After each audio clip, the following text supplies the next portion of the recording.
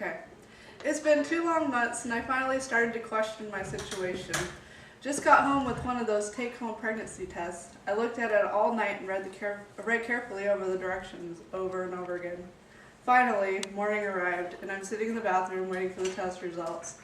It was the longest 5 minutes of my life. Sadly but surely, the 2 pink lines finally appeared. It has now been confirmed.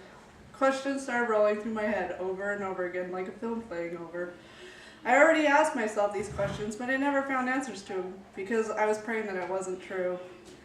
First thing that came to mind is, what am I going to do?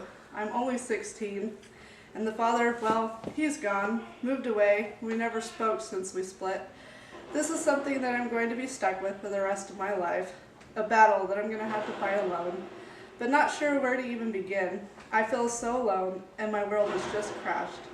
This is something that we see every day with young teens. Most of these teens haven't even realized how hard it truly is to be a parent. Teens are always being educated on sex and not to do it, but rarely ever educated on having safe sex. Which leads to my topic, we need to increase the education of safe sex. Did you know that 18 of our high school teen girls this year alone are pregnant? About 1 million teenage girls in the U.S., which is about 10% of girls between the ages of 15 and 19 become pregnant each year.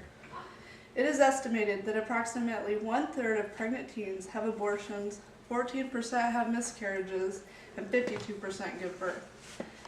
Over 175,000 of these teens who give birth each year are under the age of 18. 80% of these young teenage moms end up living in poverty and live off welfare.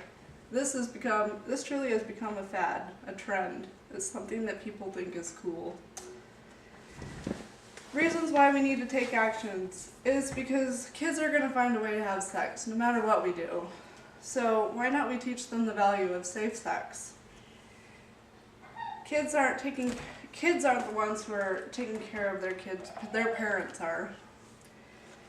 Another reason is to help decrease the poverty rates and the numbers who are forced to live off of welfare, to help decrease the chances of spreading STDs, to help keep our kids in school and help decrease the abortion rates.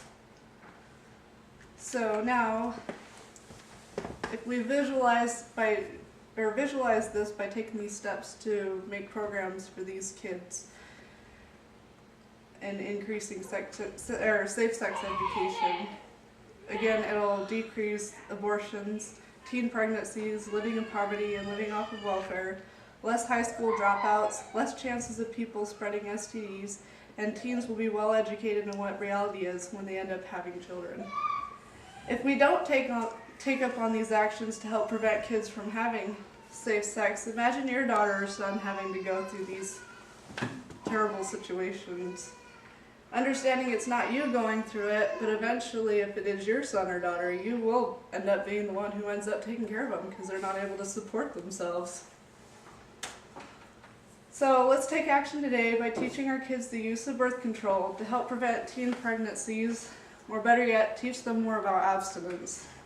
Teach them the consequences of having babies at too early of an age by having more child development classes and teaching them what it's like to have a baby on hand every single day of their life.